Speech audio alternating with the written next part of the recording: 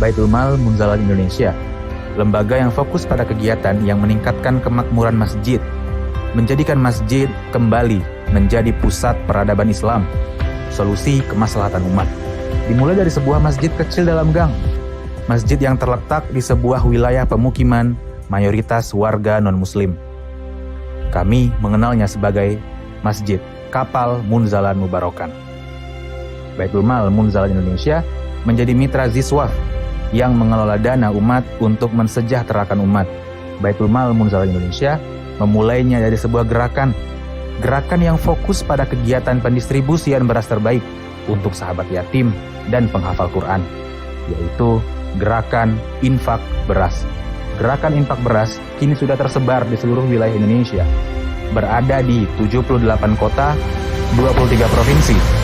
Jumlah tonase sudah mencapai hingga angka 610,4 ton beras, disalurkan ke 3.329 pondok pesantren dan panti asuhan, 231.434 sahabat santri yatim, penghafal Quran, dan fi sabilillah yang telah menerima amanah terbaik dari orang baik. Tak hanya kegiatan infak beras, kegiatan lainnya di Baitul Mal Munzalah Indonesia memberi kebermanfaatan untuk warga di sekitar. Masjid Kapal Munzalan Mubarokan memberikan pelayanan terbaik kepada mustahik produktif, membahagiakan sahabat yatim dan penghafal Quran dengan segala macam kegiatan yang menyenangkan, memberikan hadiah terbaik, dan kegiatan lainnya yang mendukung dakwah fi sabilillah. Kegiatan tersebut dibersamai oleh para pejuang agama Allah yang dikenal sebagai Paskas, Pasukan Amal Soleh. Semua pergerakan ini dimulai dari masjid kami baru mulai.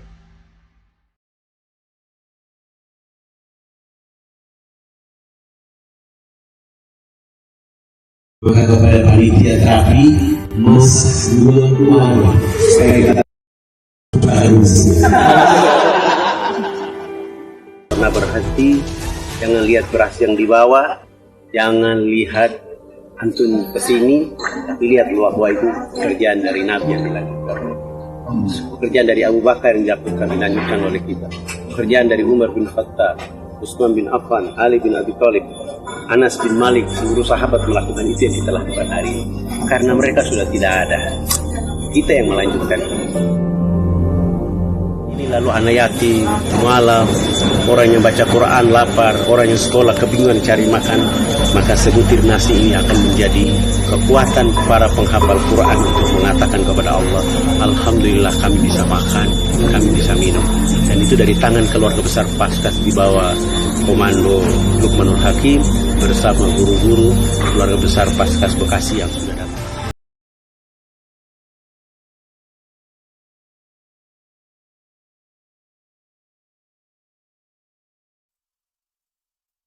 Bismillahirrahmanirrahim. Assalamualaikum warahmatullahi wabarakatuh. Innal hamdalillah nahmaduhu wa nasta'inuhu wa nastaghfiruh wa na'udzu billahi min shururi anfusina wa min sayyiati a'malina. May yahdihillahu fala mudilla lahu wa may yudlil fala hadiyalah. Asyhadu an la ilaha illallah wa la syarika lahu wa asyhadu anna Muhammadan 'abduhu wa rasuluh. Allahumma shalli ala Muhammad wa ala alihi washabihi ajmain. Amma ba'd. Ikhwan akhwat yang kami hormati, teman-teman Paskas Gerakan Infak Beras Bekasi yang berbahagia. Alhamdulillah hari ini kita bisa bersilaturahim, bertatap muka dalam rangka ibadah mencari ilmu. Semoga langkah kita ke tempat ini diberkahi Allah Subhanahu wa taala. Amin amin ya rabbal alamin. Alhamdulillah siang hari ini insyaallah kita akan belajar bareng-bareng, ya, mengaji pelan-pelan terkait dengan materi kita, yaitu adab sebelum ilmu. Adab sebelum ilmu. Jadi mulai dari tuntunan kita, ya, Nabi kita Rasulullah SAW sudah mengajarkan dan sudah diutus oleh Allah untuk memperbaiki akhlak manusia. Dan Rasulullah sendiri sudah Allah jelaskan dalam Al-Quran sebagai contoh, suri teladan bagi umat manusia. Dalam surat Al-Ahzab ayat 21 disebutkan, A'udzubillahi minasyaitonirrajim. Laqad kana fi Rasulillahi uswatun hasanah liman kana yarjullaha wal yawmal akhir wa dzakarallaha katsira. Laqad kana fi Rasulillah, sungguhnya dalam diri Rasulullah itu adalah ada suri teladan, contoh teladan.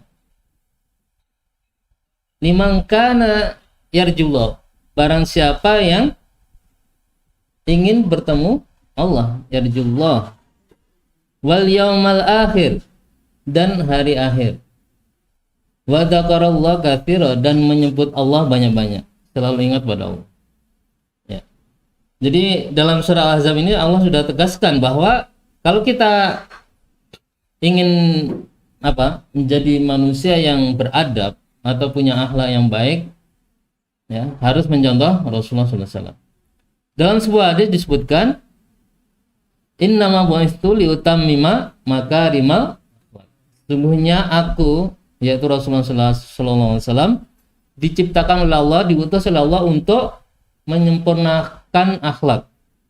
Liutammima makarimal akhlak. Ya.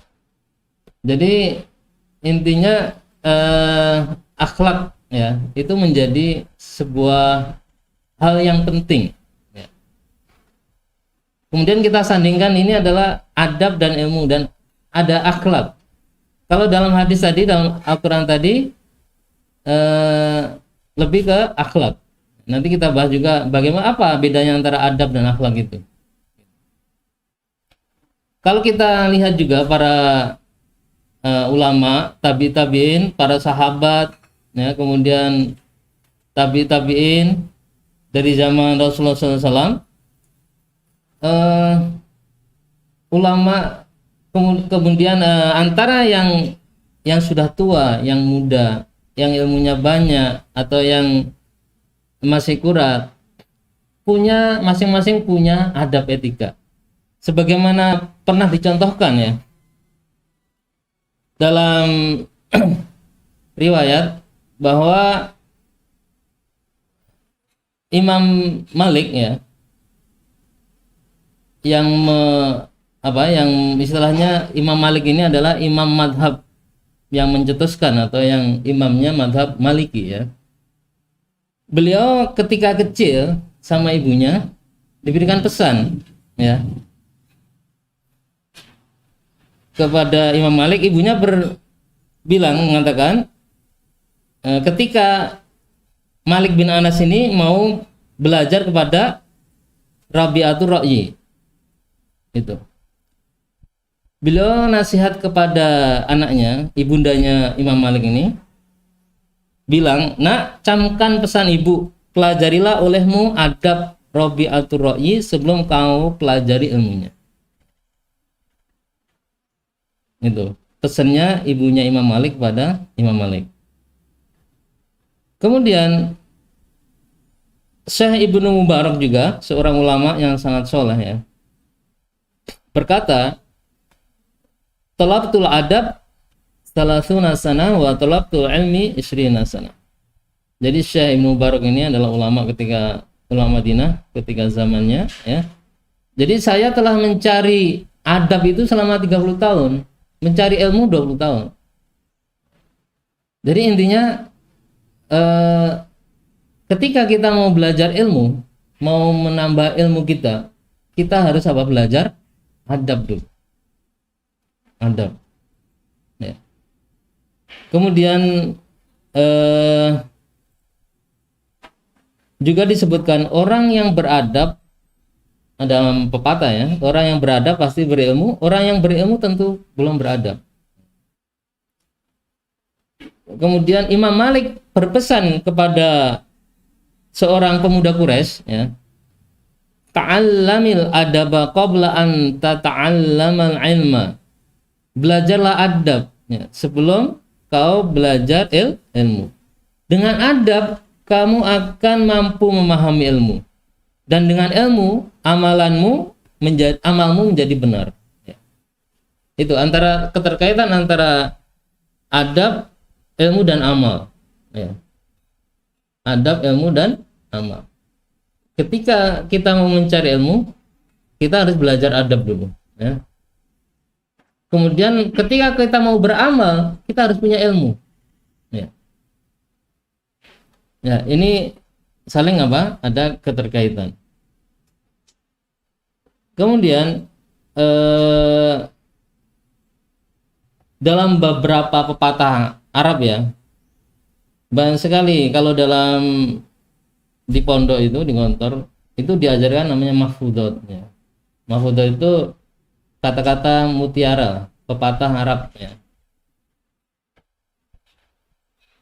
Misalkan ya, kullu syai'in idza kasura rakhusa ilal adab. Segala sesuatu itu murah jika banyak, kecuali adab. Kalau kita jualan apa aja kan, kalau barangnya banyak murah ya, ya itu udah hukum ekonominya. Tapi kalau orang yang beradab, ya, kalau adab tidak, ya. Orang yang beradab lebih dihargai, ya. Lebih dihargai daripada orang yang tidak beradab. Kemudian ada pepatah yang asyarafu bil adab la bin nasab. Kemuliaan itu adalah dengan adab, dengan budi pekerti yang baik, bukan dengan keturunan. Ya. Asyarafu bil adabi la bin nasab. Kemuliaan itu bukan dilihat dari keturunannya atau hartanya, tapi apa? Dengan adabnya. Ketika orang sudah beradab, insya Allah punya kemuliaan. Adabul mar'i khairun min dhahabihi. Adab seseorang itu lebih berharga daripada emas. Lebih berharga ya. Jadi orang yang punya adab, etika, sopan santun yang baik itu lebih berharga ya, daripada yang lainnya, daripada emas, diibaratkan emas. Kemudian ada pepatah yang lain, laisa jamalu bi athwabin tuzayyinuna innal jamala jamalu ilmi wal adab. Bukanlah kecantikan itu dengan pakaian yang menghiasi kita. Sungguhnya kecantikan itu ialah kecantikan dengan ilmu dan kesopanan, dengan adab. Jadi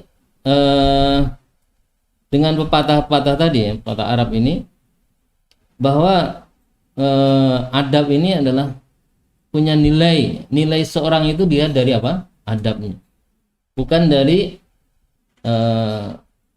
harta, kemudian kecantikan, baju yang dipakai dan sebagainya. Kalau saya sambungkan dengan hadis yang lain, innallaha la yanzuru ila suwarikum wala ila ajsamikum wala ila amwalikum walakin yanzuru ila qulubikum wa amalikum. Sungguhnya Allah itu tidak akan melihat kepada tubuh-tubuhmu, badan-badanmu, rupa-rupamu, tidak melihat harta-hartamu, tapi Allah melihat apa? Hati dan amal perbuatan. Itu. Baik. Ada disebutkan hadis yang lain juga. Akmalul mu'minina ahsanuhum khuluqan. Orang mukmin yang paling sempurna adalah ahsanuhum khuluqan, yang paling baik akhlaknya. Ya. Gitu. Baik, itu diantara ya, baik itu dari hadis, pepatah Arab, kemudian ayat Al-Quran, bahwa posisi akhlak atau adabnya itu sangat tinggi ya. Kemudian apa bedanya adab dan akhlak ini? Kalau dalam yang saya sebutkan tadi, kalau pepatah Arab tadi pakai adab, tapi kalau dalam hadisnya kemudian ayat Al-Quran itu lebih pakai akhlak. Jadi adab itu lebih ke apa? Perangai, tingkah laku, kesopanan, yang itu bisa dipelajari dari hasil pendidikan yang diajarkan. Misalkan orang Jepang ya, orang Jepang itu disiplinnya tinggi, kemudian sangat menghormati yang tua, kemudian rapi, kemudian apa lagi? Banyak ya. Karena apa? Didikannya dari kecil ya. Anak itu sebelum diajarkan ilmu, mereka dilatih disiplinan. Ya. Misalkan di kelas itu materinya mungkin yang TK itu merapikan sendal, antri, budaya antri, seperti itu. Jadi tidak diajarkan ilmu-ilmu yang lain. Jadi budaya itulah apa yang membuat dia punya adab gitu. Disiplin ya. Kemudian tadi antri, menghormati yang tua. Itu diajarkan dari kecil ya. Dan kurikulumnya memang dibentuk melatih apa? Kepribadian dulu. Ya, adab dulu yang diajarkan, bukan materi yang lain. Bukan hitung-hitungan, baca tulis bukan. Tapi adabnya, etikanya ini yang diajarkan dulu, dilatih. Ya. Jadi adab itu istilahnya kebiasaan atau kemuliaan yang baik, kebiasaan yang baik atau kemuliaan hasil dari apa? Pendidikan. Hasil dari pelatihan yang berulang-ulang. Didikan yang kontinu ya. Itu menghasilkan apa? Adab. Sehingga kalau kita belajar sejarah ya, ada peradaban Romawi, peradaban Cina, peradaban Eropa ya. Itu jadi hasil didikan gitu loh. Hasil didikan. Jadi misalkan dari hasil budaya, hasil sains ya, ilmu pengetahuan. Jadi hasil karya cipta manusia ini yang bentuk peradaban. Kemudian kalau akhlak ya, akhlak ini lebih ke kemuliaan yang dihasilkan dari ibadah. Ibadah. Nah, kalau dalam ayat Al-Quran ya, surat Az-Zariyat nggak salah ya, disebutkan wa ma khalaqtul jinna wal insa illa liya'budun. Saya tidak akan ciptakan jin dan manusia kecuali untuk menyembah padaku. Jadi kalau akhlak, kalau kita belajar akhlak ya, akhlak itu berasal kalau dalam bahasa Arab itu bilang kholako. Kholak itu ciptaan, ya, menciptakan. Makhluk ya, ada makhluk itu apa? Ciptaan ya. Kalau dalam bahasa Arab ini ismu maf'ul ya, ciptaan. Ada khalik. Khalik apa artinya? Yang menciptakan, sang pencipta. Ada kholak. Jadi akhlak dengan makhluk dan khalik ini ada kaitannya. Berasal dari satu kata dalam bahasa Arab itu. Maka kalau akhlak ini lebih ke hasil kemuliaan seseorang itu karena ibadahnya. Ya, karena ibadahnya. Nggak ada kan akhlak Eropa atau akhlak Cina, ini enggak ada. Jadi akhlak Rasulullah ya, akhlak Muslim ya, itu bedanya antara adab dan akhlak. Adab itu lebih global ya, akhlak itu lebih tadi kemuliaan itu dari hasil ibadah. Ketika orang itu ibadahnya sudah benar, insya Allah punya akhlak yang baik ya. Jadi terminologi lah ya, istilahnya kalau dalam akhlak itu istilah yang lahir dari Islam, dari Al-Quran ya. Makanya akhlak itu tadi, jadi bagaimana ketika kita beribadah, kita percaya kepada Allah, itu menghasilkan akhlak yang baik, menghasilkan akhlak yang baik. Akhlak yang baik ini mewujudkan amal soleh, diwujudkan dalam bentuk amal soleh. Itu apa bedanya antara apa adab dan akhlak ya. Jadi adab itu lebih global ya, akhlak ini lebih menyempit. Tapi antara tadi adab dan ilmu, atau bagaimana ketika kita sebelum belajar ilmu kita harus belajar adab, sebagaimana para tabiin mengajarkan. Kemudian bagaimana, kenapa kok harus adab dulu ya, bukan ilmu dulu? Kenapa kita harus belajar adab dulu? Ya, karena pertama, ketika orang itu mencari ilmu ya, mencari ilmu, sudah pinter, sudah hebat lah ya, ilmunya tinggi sampai doktor, profesor. Kalau nggak punya akhlak, ya, nggak punya adab, itu akan kebablasan menuju kepada hal yang kita tidak inginkan. Seperti orang pinter, menteri orang gitu. Kalau nggak punya akhlak yang baik kan, adab yang baik. Misalnya korupsi, ya kan? Hal-hal yang buruk, menimbulkan hal yang buruk. Sampai kalau orang yang tidak punya adab jadi pemimpin, nah gimana yang ini apa? Yang dipimpinnya kan? Makanya pertama itu. Jadi kenapa harus adab? Karena biar ketika dia sudah punya ilmu yang tinggi, dia tidak sombong, dia tidak mengajak kepada kemaksiatan, tapi mengajak kepada kebaikan itu. Kemudian kedua adalah ketika kita sudah beradab, belajar ilmu itu lebih mudah dan menambah keberkahan ilmunya. Itu. Ya. Jadi kalau kita mau belajar ilmu ini, tapi nggak punya adab gitu, semaunya misalnya, atau kalau anak-anak itu kan datang terlambat misalkan di kelas, kemudian berisik aja gitu, nggak fokus gitu. Kalau anak-anak kan, kalau di kelas, ngajar di kelas itu di sekolah, iya itu, jadi kan dia karena nggak punya adab, belajarnya susah, ilmunya nggak masuk gitu.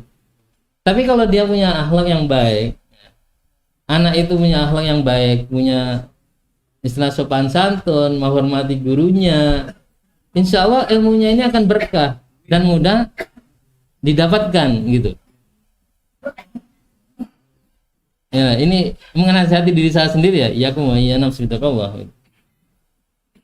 Nah, jadi itu kenapa harus apa? Beradab dulu. Kemudian jadi ketika kita sudah beradab ya, ketika kita sudah beradab, berarti kita ini punya kebiasaan yang baik ya. Dan kita ini sudah istilahnya membersihkan hati kita. Karena hati manusia ini yang menentukan ya.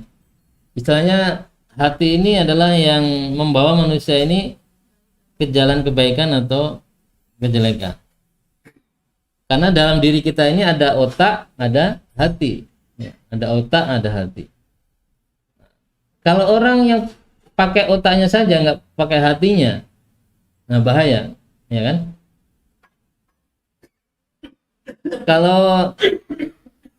Kalau kita pakainya hati, ya, jadi hati ini ibarat cahaya yang terang benderang kan ya, hidayah. Ya. Hati ini aslinya mengajak kepada kebaikan, pada dasarnya ya. Karena ada yang selalu menggoda hati kita. Ya ini, kadang-kadang hati kita tergoda untuk berbuat maksiat. Itu. Jadi kalau dalam hadis ya disebutkan idza saluhat saduhal inna fil jasadi mudghah ya. Dalam jasad kita ini adalah mudghah, segumpal apa? Daging atau darah? Mudghah. Segumpal hati itu darah atau daging? Darah yang menggumpal. Idza saluhat saluhal jasadu kullu. Jika hati kita ini, jika dia itu baik, maka baik semua jasadnya. Wa idza fasadat fasada jasadu kullu. Jika hati kita ini rusak, ya, maka rusak semuanya. Ala wa yaqabu. Nah, itu dia adalah yaitu apa? Hati. Jadi hati kita ini yang menimbulkan apa? Yang mengajak kepada akhlak yang baik. Jadi ketika seorang itu misalkan belum punya akhlak yang baik, ya, mungkin hatinya masih bermasalah. Hatinya masih bermasalah. Nah, makanya harus apa? Hati ini harus diarahkan. Pertama apa? Ya, tadi keimanannya ini harus ditumbuhkan, ya, keimanan dalam hati kita. Gitu. Jadi pondasi, karena pondasi segalanya itu adalah keimanan. Ya. Makanya tadi ketika akhlaknya sudah baik, otomatis hatinya ini udah baik. Ya. Dan hatinya baik ini karena ada landasan apa? Keimanan kepada Allah. Ada keimanan Allah. Ini saya hubungkan ya antara adab dan akhlak. Ya. Tapi kalau adab saja ya, kalau dalam kita segi sudut pandang Islam ya. Tadi kalau Islam lebih ke akhlak. Kalau adab itu global. Karena peradaban Eropa, Cina, Mesir, Yunani, Romawi itu berasal dari kata adab, peradaban, tapi sifatnya global karena tidak berlandaskan keimanan. Itu. Bisa semuanya membangun peradaban bisa, karena adab ini tidak dibangun tidak harus dengan keimanan, ya kan? Karena mereka lebih tadi istilahnya karena hatinya ini baik ya, otomatis kan misalnya budaya antri, disiplin itu kan baik kan. Tidak memandang itu apakah dia punya keimanan atau tidak. Ya. Orang Eropa, orang non Muslim, ya, itu nggak kenal Allah misalnya, nggak percaya pada Allah. Tapi dia berbuat baik. Dia mau antri, dia mau sabar, ya kan? Dia mau jujur, bahkan lebih jujur dari orang yang beriman, misalnya. Ya, walaupun tidak punya keimanan tadi. Ya, itu. Maka alangkah naifnya kita, misalnya kita punya keimanan tapi kita nggak punya adab gitu, nggak punya akhlak yang baik. Gitu. Nggak mau antri, terobos saja misalnya. Atau nggak mau sabar. Maunya ya cepet-cepet aja. Memang melatih kesabaran itu susah juga kan kalau nggak dilatih dari kecil gitu. Karena budaya antri tadi ya, sebenarnya budaya antri itu melatih kesabaran. Budaya antri itu melatih kesabaran. Ya kalau kita didik anak kita di pondok misalkan, ya, di pondok itu harus dilatih budaya antri. Ya, misalkan santrinya ribuan, dapurnya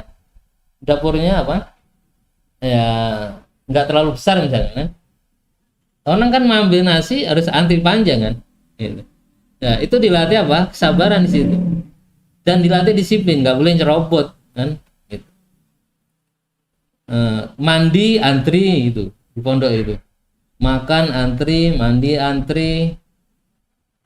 Nah, makanya kalau di pondok itu benar-benar dilatih manajemen waktunya, harus bisa membagi waktu dengan baik sehingga dia tidak terlambat terus, karena kalau terlambat dihukum. Ya kan, udah waktunya masuk kelas telat dan dihukum, suruh berdiri gitu, push up dan sebagainya ya. Ya itu melatih, itu adab ya, itu melatih kedisiplinan, itu bagian dari adab tadi. Nah adab ini bagian dari pendidikan juga. Makanya tadi adab dan akhlak. Kalau orang Islam ini lebih ke yang punya landasan keimanan ya, lebih ke akhlak. Karena tadi dalam surat Ad-Dariyat ya, wa ma khalaqtul jinna wal insa illa liya'budun. Ya. Karena tugas kita diciptakan Allah ini adalah untuk menyembah Allah, ya. Untuk menyembah. Kemudian tugas Rasulullah diutus oleh Allah untuk menyempurnakan akhlak manusia, ya. Karena manusia ini punya hati, ya, yang kadang-kadang apa? Hatinya ini ngajak dipengaruhi oleh setan untuk diajak kepada maksiat dan sebagainya.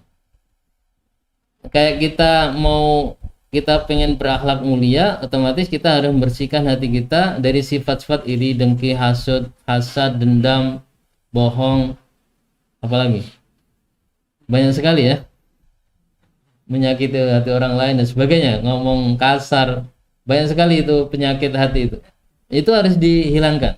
Nah, ketika kita sudah bisa menghilangkan penyakit hati itu, insya Allah kita bisa berakhlak mulia, berakhlak yang baik. Mungkin itu, ya, materi hari ini, ya. Saya lebih ingin tanya jawab aja. Mungkin ada yang perlu ditanyakan gitu. Silahkan. Ya. Assalamualaikum warahmatullahi wabarakatuh. Waalaikumsalam warahmatullahi wabarakatuh. Adab ini hanya berlaku dari yang muda dekat saja, dari anak orang tua saja, atau kita sesama umuran, atau dari yang tua ke yang muda. Seperti apa sih dan adab di keluarga seperti itu, Ustaz? Jadi adabnya apa hanya berlaku dari yang muda saja?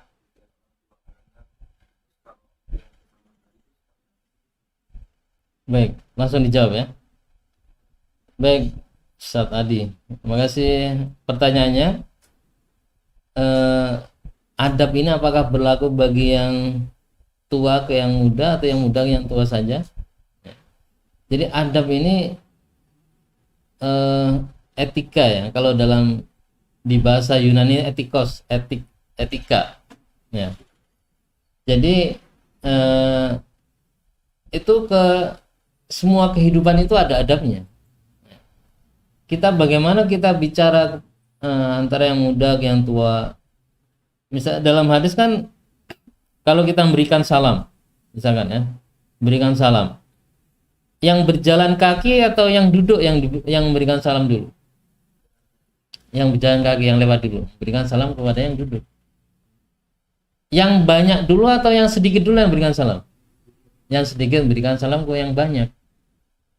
Nah, itu adab, ya kan? Kemudian antara yang tua ke yang muda. Yang tua berarti menghormati, menyayangi yang muda, ya. Nggak mentang-mentang tua terus suka mentang-mentang nyuruh semaunya, kan, misalkan gitu. Jadi ada adabnya bagaimana semuanya ini tidak menyakitkan, ya. Tidak menyakitkan, karena kalau kita istilahnya tidak beradab berarti kita suka menyakiti hati orang lain, ya. Membuat kesal orang lain, itu kan berarti kita tidak punya etika adab, ya. Tapi kalau kita membuat orang lain itu senang, ya, kita udah punya etika adab yang baik. Baik itu ke anak-anak, ke orang tua, lebih tua dari kita. Jadi dalam semua segi kehidupan kita itu ada adabnya, ya, ada adabnya. Makan, adabnya ada, kan? Makan itu kita harus pakai tangan kanan. Sebelum makan kita baca doa, ya kan? Itu adab, ya.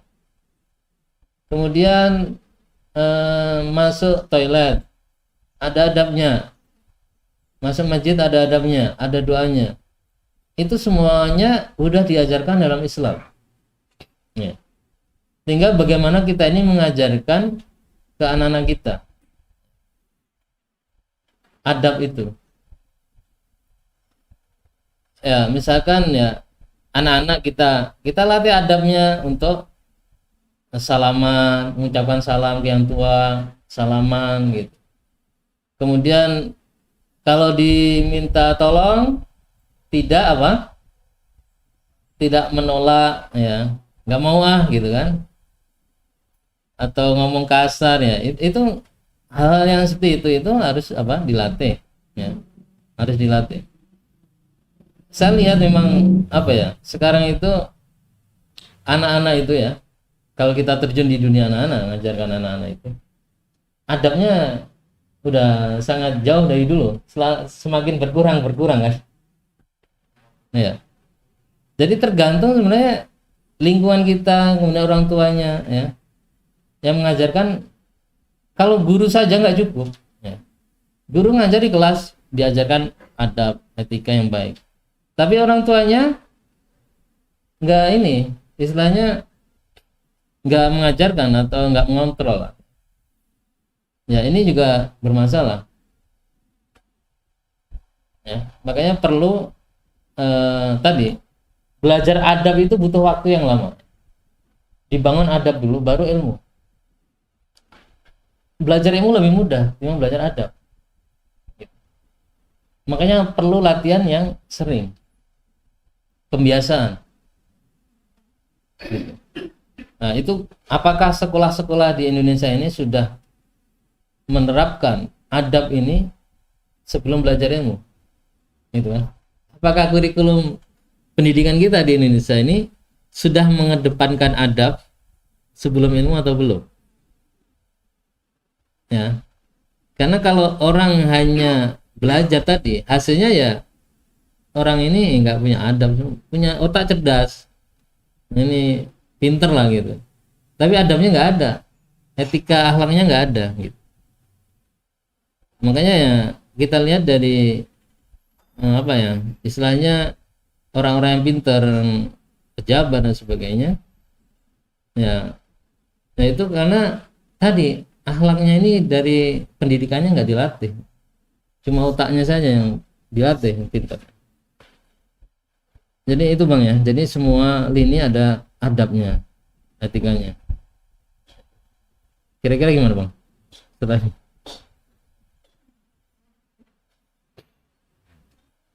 ini? Silakan Bunda, silakan.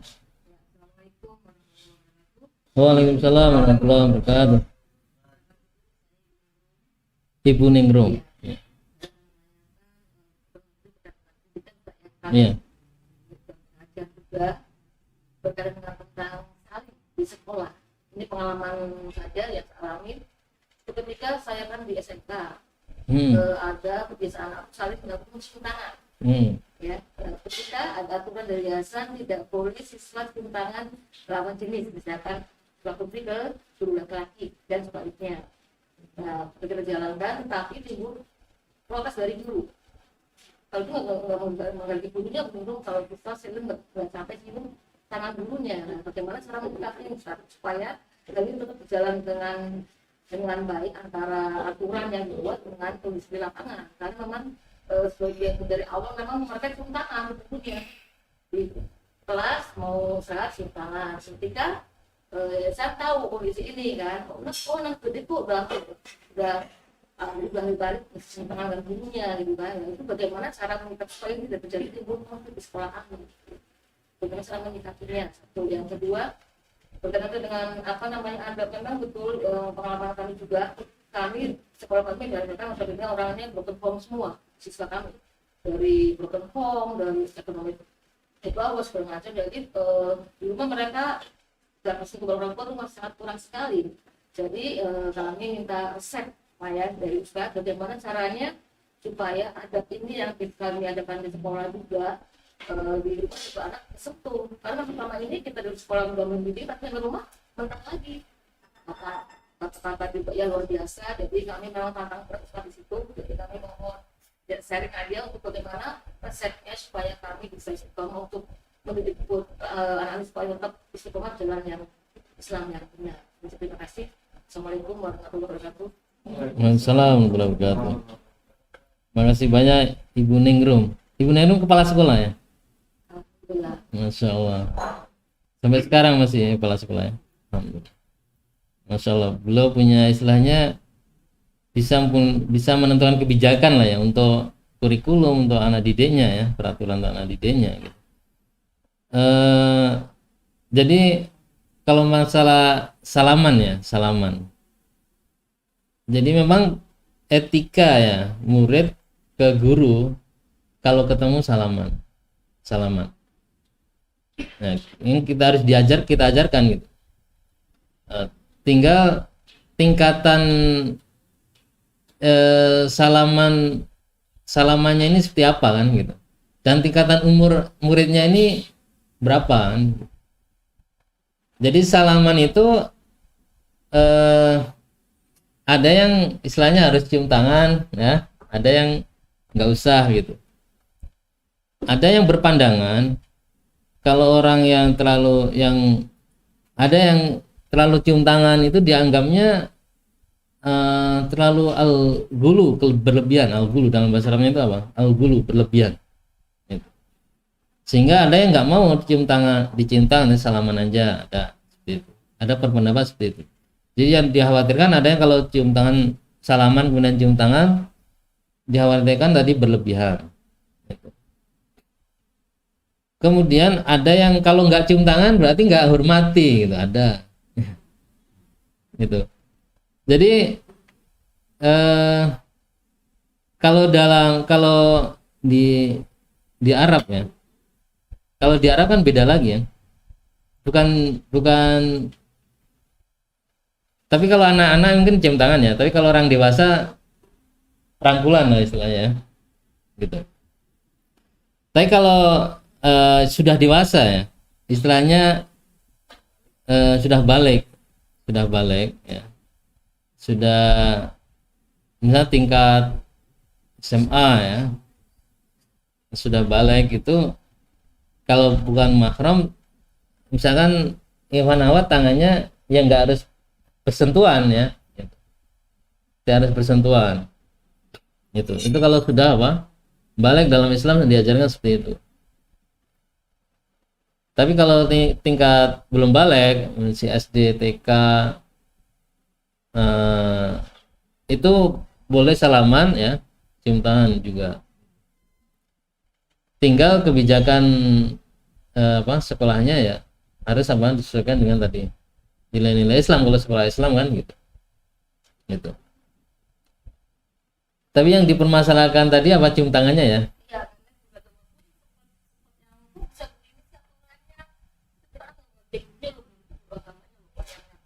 Jadi kalau nggak cium tangan nggak menghargai. Iya. Memang awal-awal kan saya mencoba bagaimana supaya ini sama-sama kita berikannya enak karena. Ya, makanya kan harus diberikan pemahaman. Kenapa harus mencium kan? Gitu. Kalau tidak mencium apa tidak menghormati? Karena ketika kita sudah salaman, itu fungsinya apa? Sebenarnya menggugurkan dusta di antara yang salaman ini ya, dusta gitu. Jadi harusnya ketika salaman itu hatinya saling legowo ya, tidak ada kedengkian, kebencian gitu. Itu fungsi salaman. Tapi kalau salaman walaupun cium tangan tapi masih hatinya ya nggak sama aja, nggak salaman sebenarnya kan itu. Jadi kalau ada amplopnya baru gitu ya. Jadi fungsi lebih kalau dipahamkan ke fungsinya salaman itu seperti itu gitu. Apakah cium tangan atau enggak ya, tadi saya bilang ketika mungkin adat ya, kalau yang adatnya biasa cium tangan ya udah nggak apa cium tangan. Tapi harus diberikan pemahaman kalau yang nggak mau cium tangan ini misalkan bukan tidak menghormati, mungkin takut al-ghulu atau apa. Tapi diusahakan kalau anak-anak itu ya bisa hanya mencium tangannya. Itu diberikan pemahaman seperti itu ya. Kemudian yang pertanyaan ibu yang kedua tadi masalah apa ya? Anak di rumah. Oh ya. Bapak. Baik. Jadi memang dalam pendidikan di sekolah itu sekarang kan digencarkan parenting ya. Jadi anaknya sekolah, orang tuanya harus sekolah juga. Gitu. Iya, sekolah kan. Jadi sekolah yang maju ya, istilah yang bagus kurikulumnya, atau itu anaknya sekolah, orang tuanya harus sekolah. Gitu. Sehingga yang diajarkan di sekolah ini ibunya juga paham. Maksudnya terutama dalam hal pendidikan, maksudnya pola mendidik ya, pola mendidik anak gitu. Kalau ilmunya kan enggak lah gitu. Tapi kalau dalam pola pendidikan, pola mendidik anaknya itu harus sama antara di sekolah dan anak gitu. Sampai pernah ada ya, misalkan sekolah yang unggulannya hafiz Quran, tahfiz Al-Quran itu, nah, ibunya harus ikut menghafal, orang tuanya harus ikut menghafal gitu. Sehingga nanti kontrol di rumah itu oleh orang tuanya. Anaknya setoran gitu ya ke orang tuanya. Ketika di sekolah sama gurunya, ketika di rumah sama orang tuanya. Nah, itu istilahnya pendidikan itu ya tidak tanggung jawab sekolah saja, tapi orang tua juga. Sehingga sama persepsinya, pola mendidiknya sama, persepsinya sama, sehingga anak itu dididik dengan pola yang sama dan tingkat keberhasilan akan lebih baik lagi gitu. Selama ini memang orang tuanya sibuk kan, orang tuanya sibuk. Ketika di sekolah dididik seperti ini, di rumah dibiarin, gitu, nggak terkontrol, ini, kemudian lingkungannya nggak mendukung, ya sudah, ya. Makanya karena pendidikan itu pertama ada 3 faktor kan. Pertama adalah sekolah, kemudian lingkungan, orang tua, ketiga. Ya, ketiga faktor ini harus semua kerjasama. Jadi tidak bisa berbeda-beda gitu. Usaha harus sama. Makanya kan banyak sekarang konsep dari misalkan orang yang bangun perumahan ya. Bangun perumahan, ada sekolahnya di situ, ya kan? Warganya memang rumahnya di perumahan itu, ya. Kemudian ada masjidnya juga, jadi terintegrasi gitu. Itu yang muda, yang yang jadi pola pendidikan yang baik seperti itu gitu. Baik, mungkin itu ya. Jadi faktor tidak hanya mengandalkan guru di sekolah, tapi orang tua dan lingkungan dilibatkan dengan melalui parenting. Misalkan sekolahnya mengundang orang tua, atau sekolahnya mengundang warga sekitarnya untuk menyamakan persepsi dalam mendidik anak. Mungkin itu ya. Iya. Iya. Kalau ada undangan hanya 35% yang hadir. Kenapa? Menurut kulit songgol dan lain-lain itu. Jadi mereka diutamakan cari makan daripada untuk pendidikan anaknya. Jadi untuk berhenti pertemuan untuk membahas tentang itu jarang sekali mereka hadir, karena juga mengatakan kalau dibimbing untuk cari makan untuk anak saya, karena memang kami sekolah sekolah yang memang nggak ada sedikit pun uang dari mereka yang memang orang bawah semua yang sekolah di situ. Jadi ya semoga dengan cara ini saya lebih depannya lebih ini lagi mau menggerakkan motivasi mereka, mau doanya supaya mereka tetap secara iman juga mulai belajar secara bagaimana antara Islam dan lain-lain. Iya. Terima kasih, Ustaz. Baik, saya tambahkan ya. Jadi kalau saya ngelola pesantren juga gratis tahfiz, dan anak-anak sekitar situ saya gratiskan juga untuk belajar Al-Quran TPQ itu. Memang beda sekali ya, istilahnya lingkungannya itu sangat pengaruh kan. Misalkan anak yang tinggal di lingkungan perumahan dengan anak yang tinggal di lingkungan yang menang ke bawah, ya itu beda sekali memang gitu. memang harus ada pendekatan kepada orang tua. Minimal ada perkumpulannya, istilahnya dikumpulkan dulu. Dikumpulkan orang tuanya, diundang lah. Ya kalau pengen makan diundang makan kan gitu. Ya diundang makan lah. Atau dikasih program santunan atau apa. Jadi mereka diajak istilahnya ini pendekatan makan dulu kan biasanya kan, pendekatan makan atau pendekatan ekonomi dulu lah kan orang menang ke bawah kan. Ya kemudian diajak ditawarkan disampaikan anak-anak pola pendidikan kita seperti ini kan, anak-anak kita harapkan seperti ini nanti. Ya. Kemudian kalau misalkan anaknya mau ngaji, masa orang tuanya nggak mau pengen ngaji misalkan.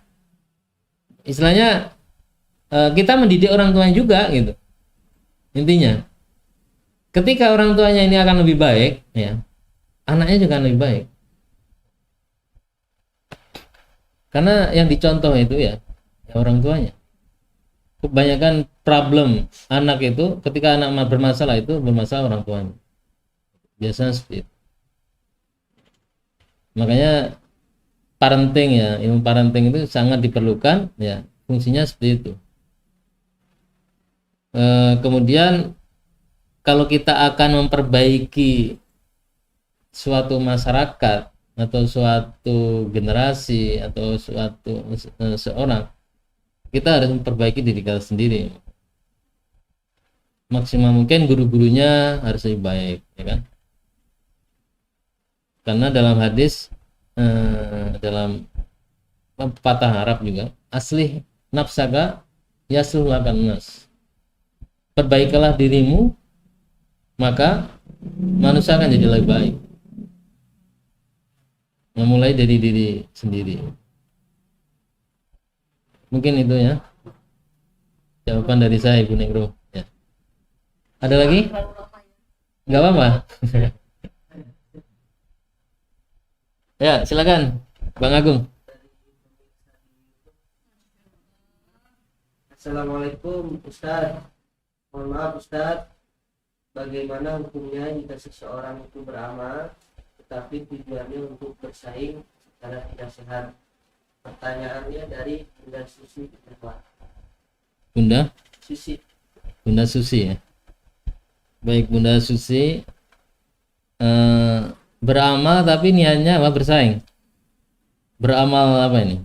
Beramal soleh tapi tujuannya untuk bersaing secara tidak sehat. Secara tidak sehat. Seperti apa ini? Baik. Jadi kalau dalam di ayat Al-Qur'an ya, itu disebutkan fastabiqul khairat. Ya. Ada dalam Al-Qur'an itu fastabiqul khairat. Berlomba-lombalah dalam kebaikan. Ada itu dalam Al-Qur'an. Fastabiqul khairat. Jadi berlomba-lomba dalam kebaikan itu ada ayatnya. Nah, berlomba dalam kebaikan ini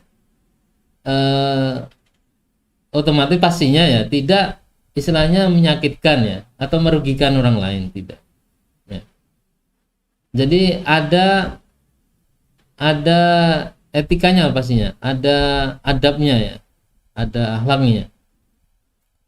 Malah diajak lebih baik kan? Misalkan kita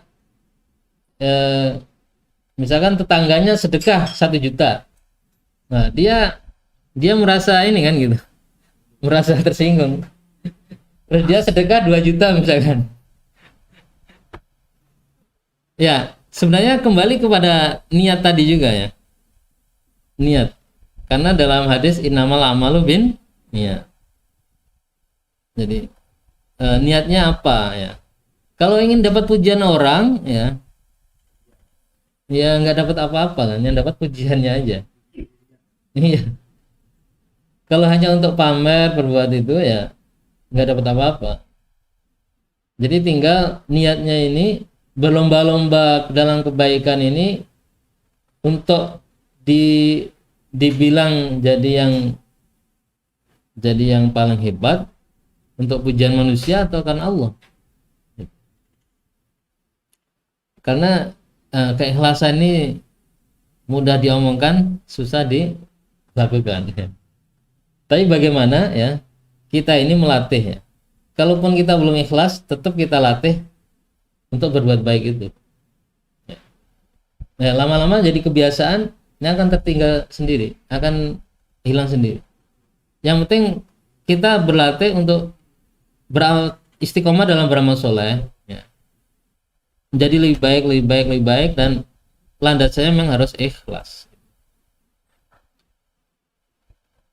Itu ya jawaban saya Bang Agung. Bu Susi ya. Mungkin ada lagi yang ditanyakan? Pak Udan menambahkan silakan. Ya. Yang tidak memiliki keimanannya, dia berbuat baik, nilainya baik, Iya. itu tidak jadi pahala. Iya. Tidak ada.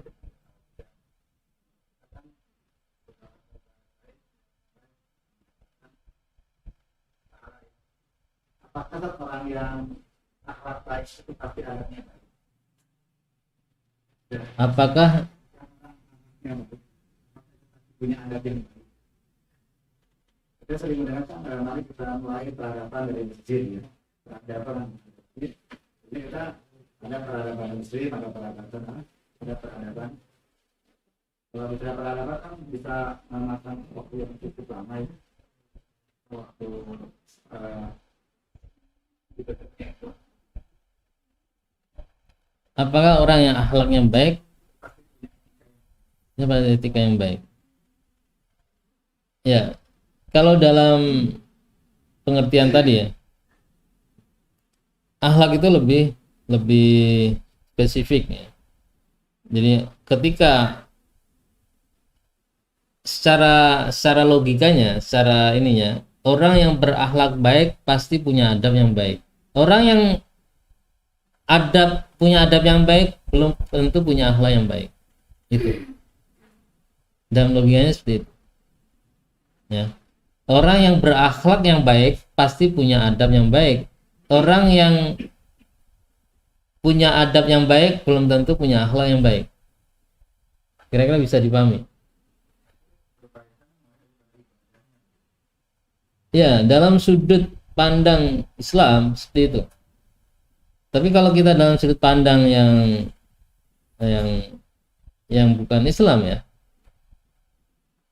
ya tetap adab ya, adab.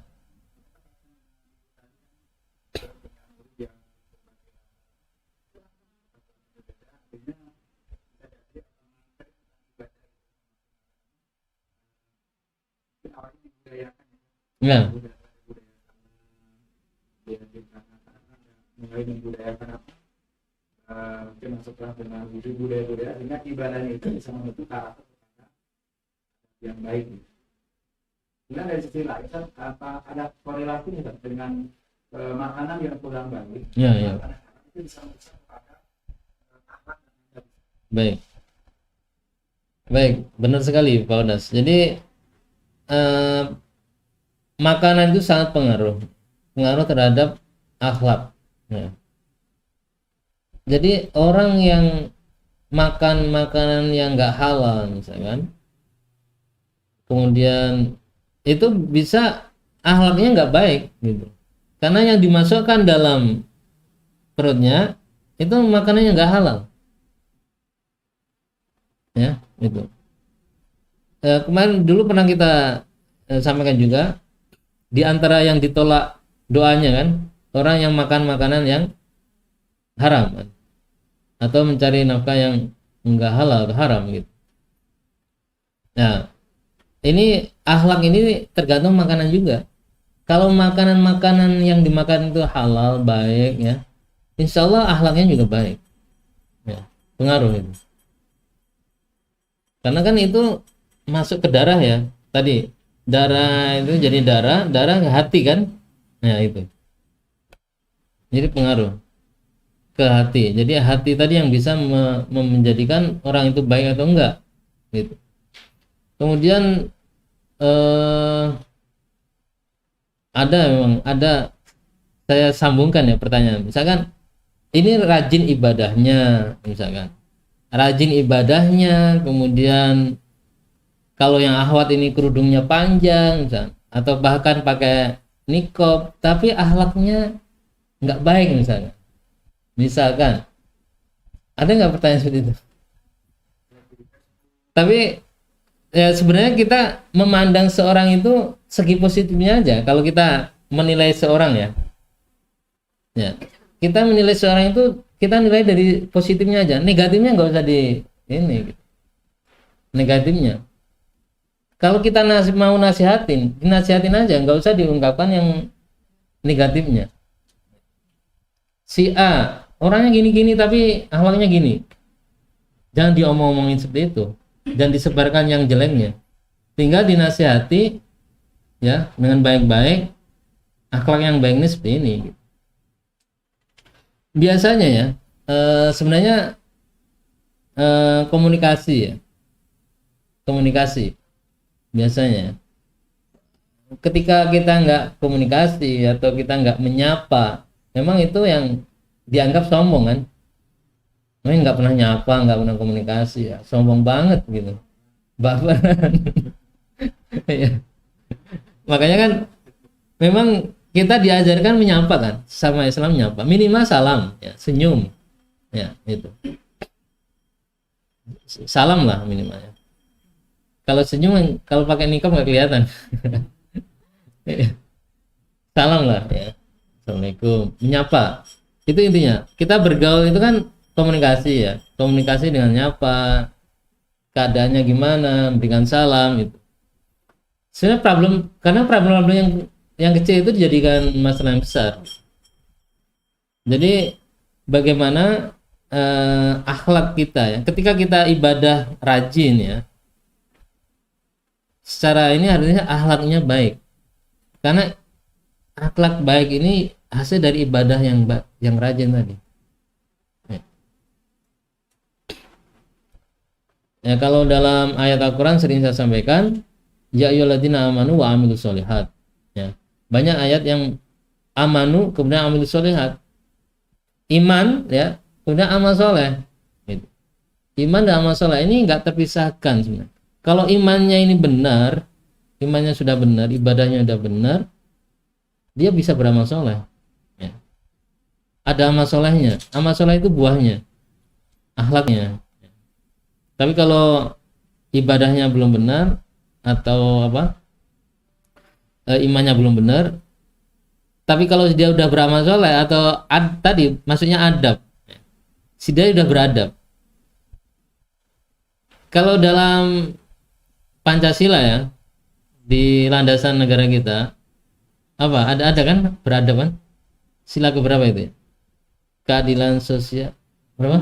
Kemanusiaan yang ada beradab, kemanusiaan yang adil dan beradab.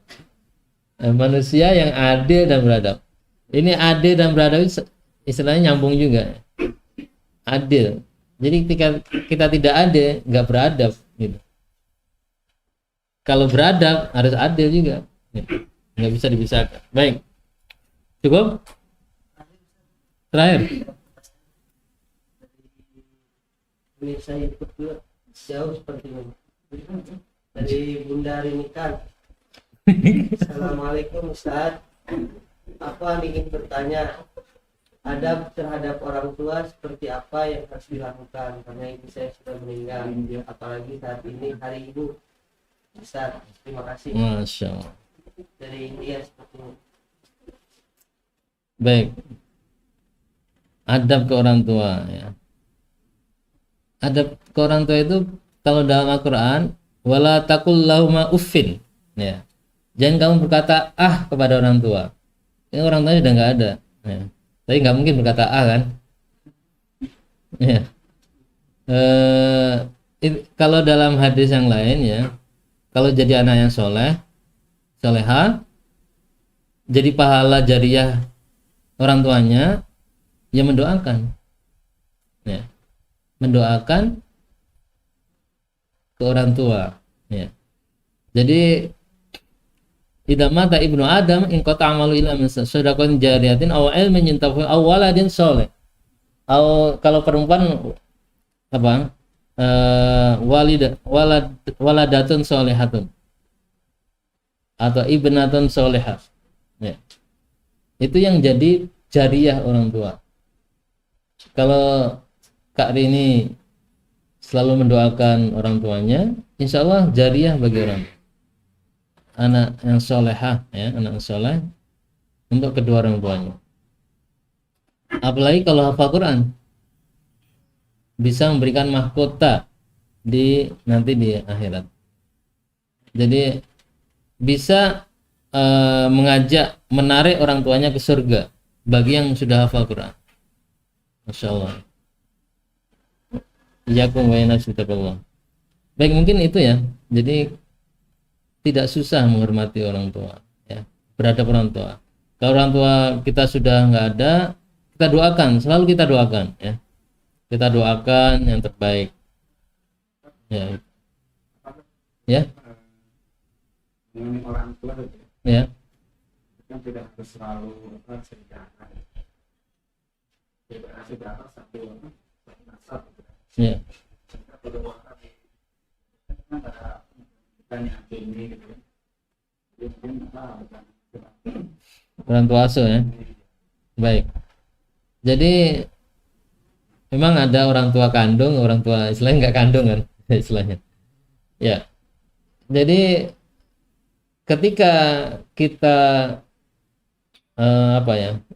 mengaji atau kita mencari ilmu atau kita kenal dengan istilahnya orang itu berharga banget gitu ya sama kita, ya. Ya, kita anggap orang tua kita, ya.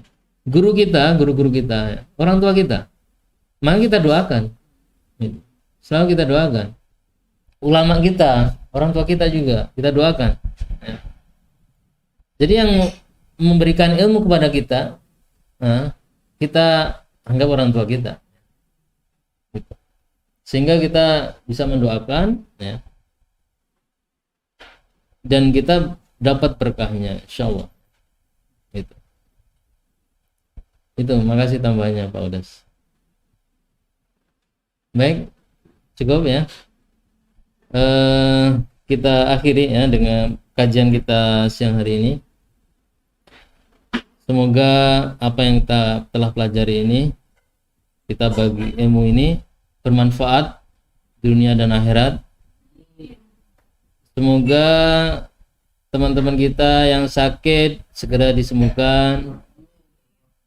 Semoga teman-teman kita yang masih punya hutang segera dilunaskan hutangnya. Semoga teman-teman kita yang masih menyendiri atau masih belum punya pasangan segera diberikan jodohnya pasangannya. Semoga yang belum mendapat rezeki yang barokah diberikan rezeki yang barokah. Ala kulli niyatin wa hadhihi as-salihah al-Fatihah.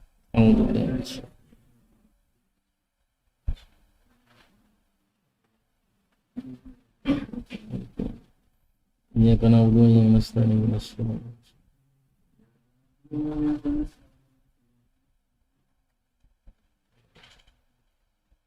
Allahumma shalli ala Muhammad wa ala alihi washabihi jami'in. Allahumma inna nas'aluka 'ilman nafi'an wa rizqan wasi'an wa shifaa'an min kulli da'in wa saqam. Allahumma anfa'na bima 'allamtana wa 'allimna ma yanfa'una wa 'uluman tanfa'una fid dini wad dunya wal akhirah. Rabbana hab lana min azwajina wa dhurriyyatina qurrata a'yun waj'alna lil muttaqina imama. Allahumma inna ala dzikrika wa syukrika wa husni ibadatik. Allahumma inna nas'aluka ridhaka wal jannah wa na'udzubika min sakhatika wan nar.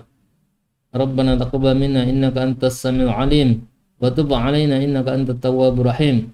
Rabbana atina fid dunya hasanah wa fil akhirati hasanah wa qina adzaban nar. Subhana rabbika rabbil izzati 'amma yasifun wa salamun 'alal mursalin walhamdulillahi rabbil alamin. Kita tutup dengan baca kafaratul majlis. Subhanakallahumma bihamdika asyhadu an la ilaha illa anta astaghfiruka wa atubu ilaik. Assalamualaikum warahmatullahi wabarakatuh.